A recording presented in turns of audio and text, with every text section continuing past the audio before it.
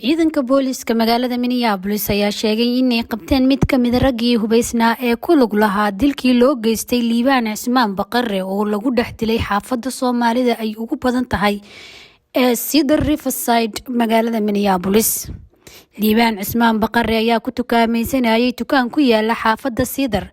halkaasi oo ay koox burcad ah ay ku soo weerartay isla markaana ay ku toogteen Liibaan oo ku dhex jiray dukaankaasi. gudoomiyaha degmada lixaad ee Minneapolis Jamaal Cusmaan oo la hadlay TV-ga Nabad ayaa ku warbixinaya wararkii ugu dambeeyay ee kiiskaasi. waxaan jeclahay inaan u tacsiyeeyo ehelkii walaalkay Liibaan uu ka dhintay geeri xun oo community ku timid ay noqotay oo dadka dhan xanuun weyn gaarsiisay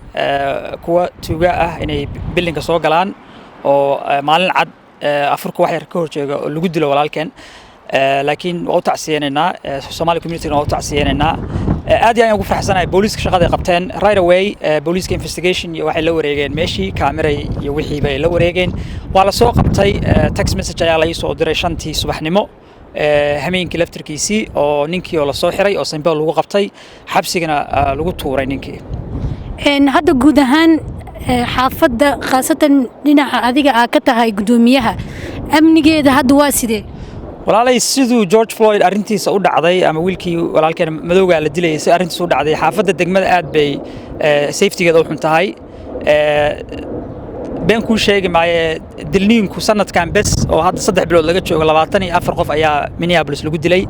homicide-ka aad ayuu u batay Somali community-geena aad ayuu mataqaana dhibkan ugu batay waxaasna waxa keenaya amni darrada magaalada ka taagan anigu reality-ga daayni sheego booliska council member-ka ama xildhibaanka taageeraya ayuu ahaa bishii 12aad markii laga doodayay dadkii dhahayay war booliska waa u baahanaa anagu booliskana meel walba han loo dhigay ay noqotay laakiin reality-ga waxa waaye 240 booliis ayaa Minneapolis ka tagay oo shaqadii ku wadgareeyay dadkuna ma oga that's 1/3 of Minneapolis police officers way ka tageen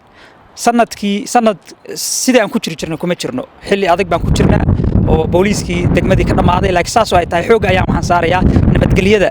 in xaafadeena la sugo oo booliska dhalinyarada Soomaalida booliskana loo keeno chiefkana amar ayaan ku siiyay mar walbeetana waa u sheegnaa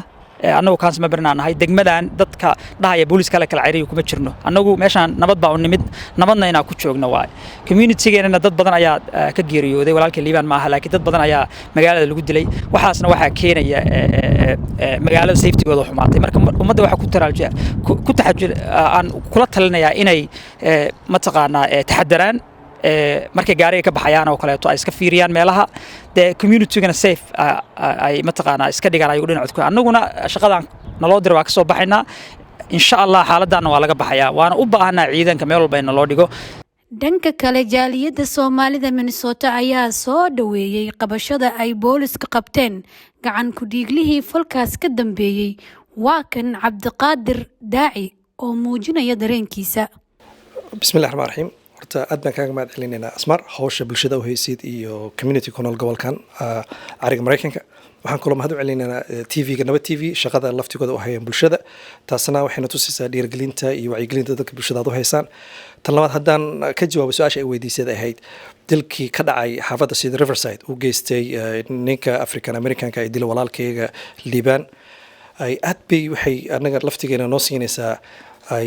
kalsooni dheeraad ah xagga booliska magaalada Minneapolis sida degdeg ah ugu jawaabeen isla markaan u soo qabteen gacan ku dhiglihii dilay wiilka Liibaan gacan ku dhigliyaashii hal qof ma ahayn waxay ahayn baa la sheegay 3